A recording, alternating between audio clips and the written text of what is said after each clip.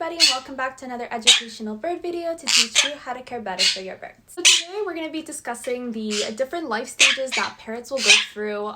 Depending on what age you get them, it will depend on what life stages you experience, but of course I will be covering from baby, teen, adult, and elderly birds. So depending on the species of bird will depend how last each of these life stages actually last. For smaller birds, they're a baby for much less time than a large bird. A large bird can last being a baby from like 1 to 2 years old or even 3 years old, and some smaller species can only last being a baby until they're about 7 or 8 months old. Make sure that you check out our video on, parrot puberty and to see, exactly when it is that we develop from being a baby into the teenager years.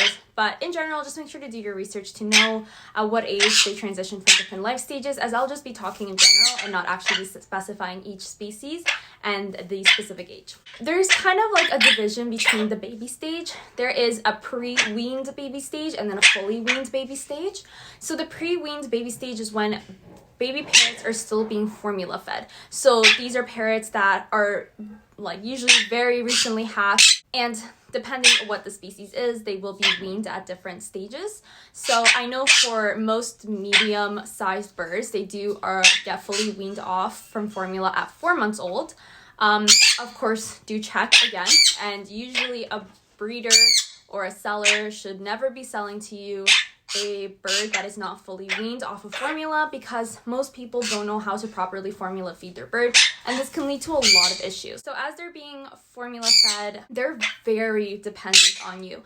Baby birds still haven't really learned how to even use their feet. They will kind of do this really cute thing where they just kind of like sit with their feet like spread out, and they don't even know how to get up.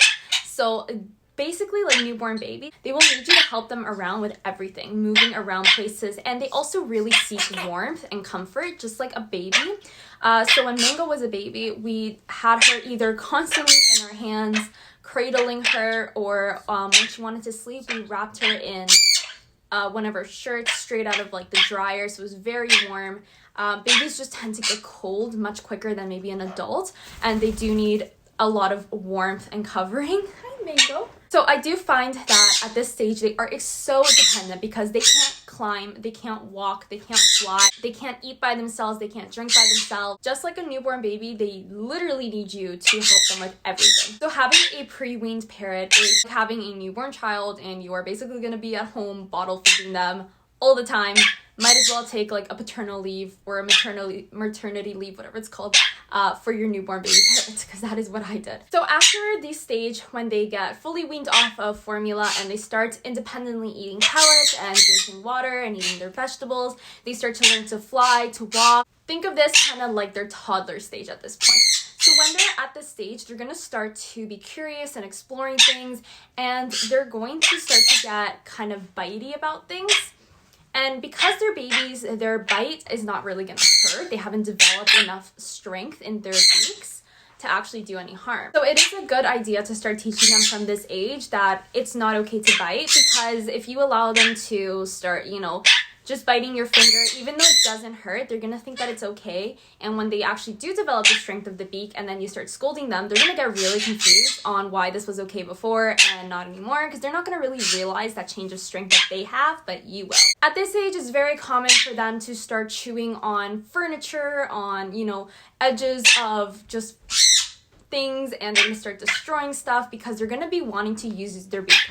Think about a puppy and how much they start, chewing everything. And, you see videos of people leaving their puppies at home and they chew up cushions, they chew up like chairs, they chew up mattresses. It's the same thing for birds. So it's always a good idea to get them a lot of interactive chew toys like wood or cardboard or, kebabs, anything that they can just use their beak on, because when they were babies, we did notice that they wanted to, chew up our keyboards even. They went to our computers. They were trying to destroy our electronics. They were just wanting to destroy everything, all the door edges, the actual doors. They try and destroy furniture. And once we built them that wooden tree that you guys see in a lot of our videos, this like tall like tree full of like natural wood, they stopped a lot because they got out all of that need and frustration on that tree, breaking apart all of those sticks, and then they completely forgot about everything else and we haven't had an issue. Maybe once in a while they'll try and choose something they're not supposed to, but it's nothing compared to like before when they used to do it.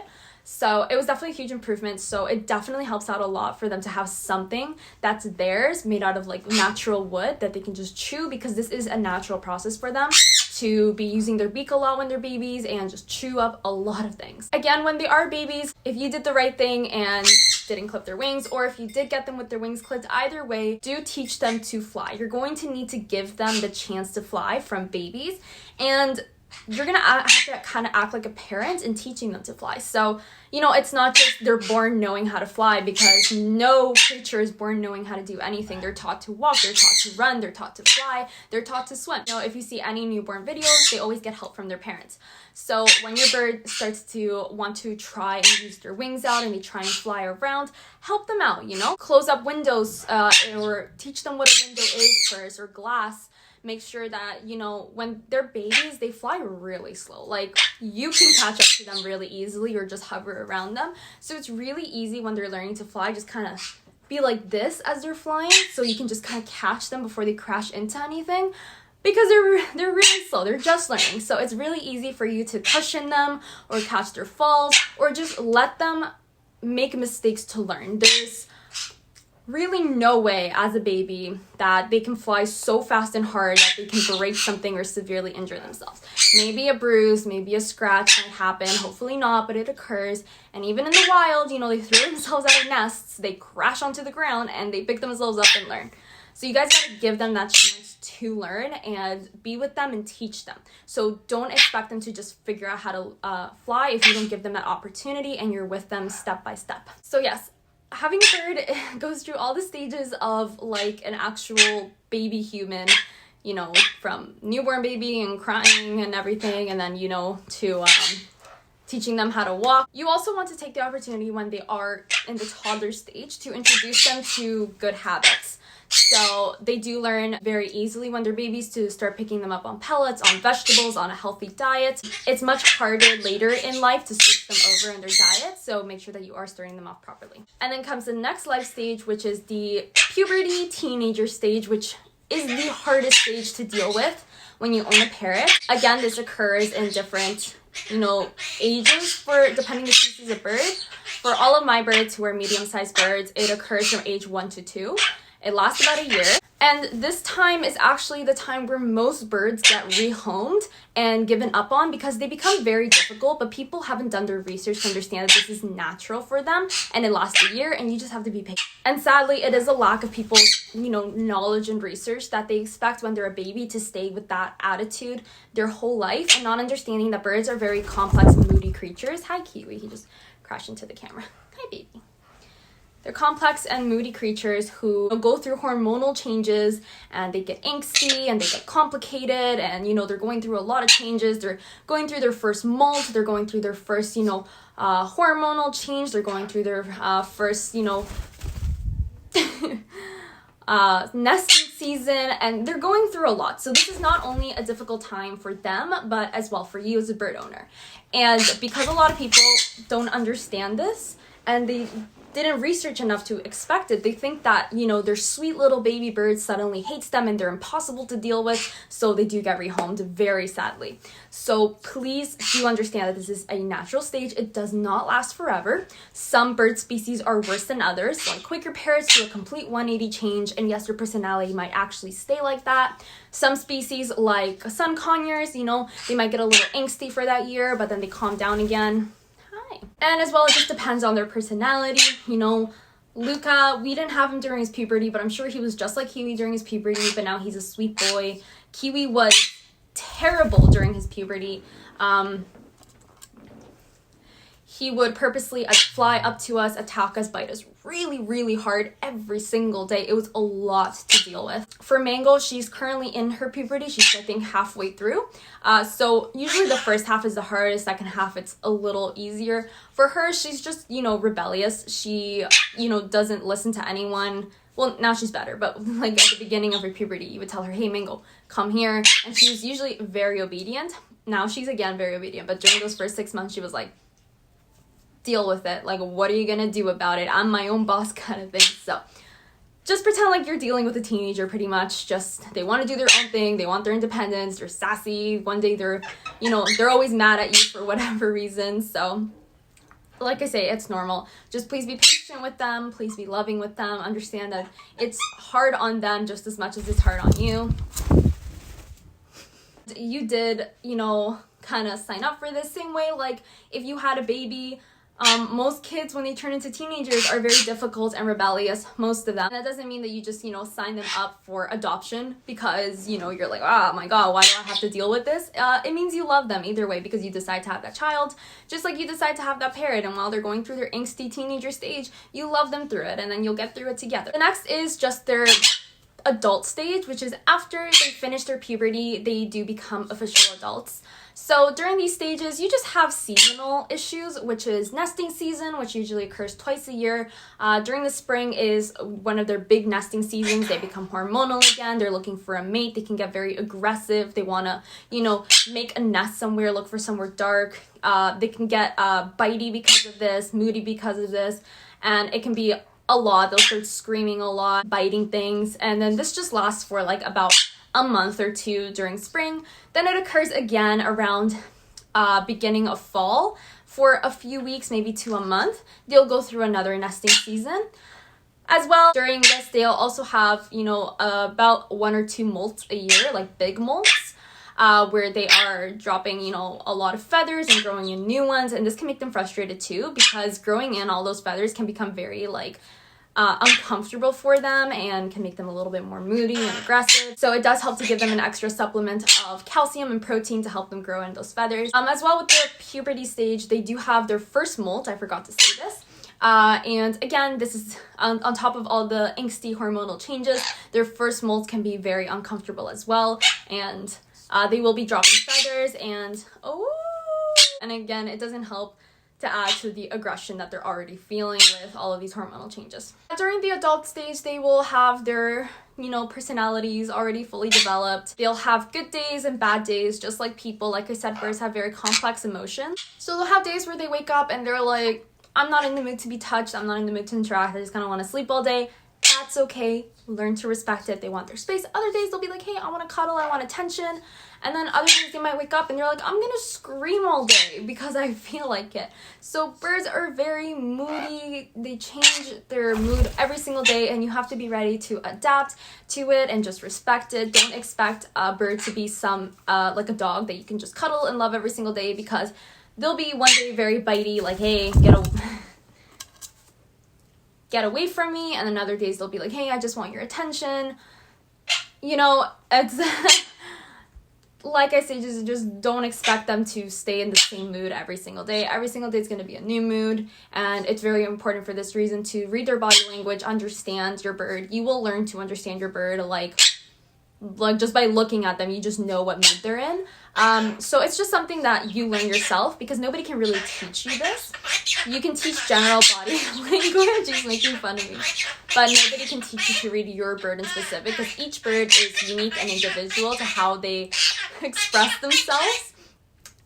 So just like the way Luca expresses himself is different to how Mango expresses himself, which is different to how Kiwi expresses himself. So it's just things that you pick up as their, you know, bird parent, and things that you just learn and you figure out which ways to deal with it, how they prefer for it to be dealt with. And then lastly, the last stage is an elderly stage. So if you are blessed enough to have your bird reach its old age, like with any living creature, sadly, sometimes it does come with complexities. So birds can develop illnesses just like any other creature. They can develop diabetes, they can develop cancer, they can develop glaucoma, you know, anything from their vision, their hearing, their eating, their skin, their bones, their nervous system, their cardiovascular system, just anything can develop. Some birds are more prone to some diseases than others. But it is important to always be giving them a checkout at the vet, because then you can catch things and start treating them and making their life a lot easier, especially when they enter a life stage where it becomes a hospice care for them, and you just want to ease their pain and give them a quality of life. So when they're elderly, some birds do very well as elderly birds. They generally, you know, don't change much. they're generally healthy, and others do tend to decline. A lot of it can be due to genetics, some can be due to their upbringing. If they are a rescue, the years of life that they had being neglected can impact how they age, and some things are just out of your control. So it is just important to understand that they'll have a decline in energy and appetite. They might need a lot of extra help keeping their nails trimmed, their beak trimmed down, because they're gonna lose that energy or interest in toys or wanting to, keep and maintain themselves, maybe maintain their feathers. Their feather quality might go down. So it is really important to just be patient with them, to just help them out with things that you notice that they are unable to do. Maybe if they are no longer able to crunch hard food, maybe you can help them by mushing it up and making them special diets. So it's really good to just follow up with your vet to know what specifically you should be doing with your bird. Just because a bird is elderly is no reason to be putting them down. Unless, of course, they are severely suffering from an illness, and that is your choice. But there should never be a reason just because they're old and they're just kind of low on energy and you have extra work to do by helping them out is no reason that you should be giving up on them. Because like I say, when you get a bird, you are signing up for basically being a parent and going through all those life stages with them. And they really, hi Kiwi, they really need you through all of those things. Hi. Oh, you're so scrumptious. Just like Telia, my cockatiel, if you could see my earlier video, she was an elderly cockatiel. When we got her, she was much older. And, we saw this, how different she was. She took many naps compared to, cockatiels are usually very nappy, but she just took more than usual. She had a lot of health issues that were just due to age. Nothing could be done, and due to her upbringing as well because of neglect. She had no interest in toys. It's very hard to switch their diet at that age, and she had no interest in doing anything. Like, she just wanted to sleep all day and just enjoyed something simple like having your company with her. What did you see? What did you see? You see people?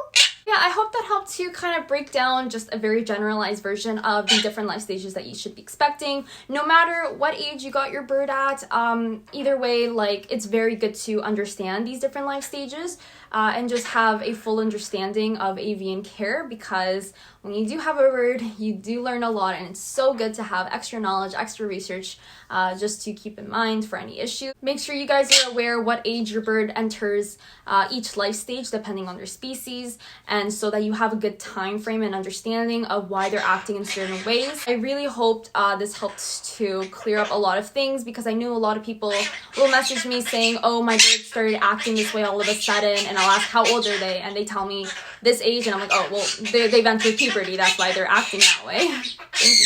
Thank you, Kiwi. So it's just a really big help to understand the age and their behaviors, because then you're like, oh, so nothing's wrong with them, it's just a life stage. I'm like, yeah, nothing's wrong with them, don't worry about it. So please give it a thumbs up if you guys enjoyed this video. Hit subscribe if you want to see more of us. Check out our social media links down below. Leave us a comment or DM us with any specific questions you guys might have. We're always happy to help with any way we can and answer to the best of our ability. And we will see you guys next time. Bye!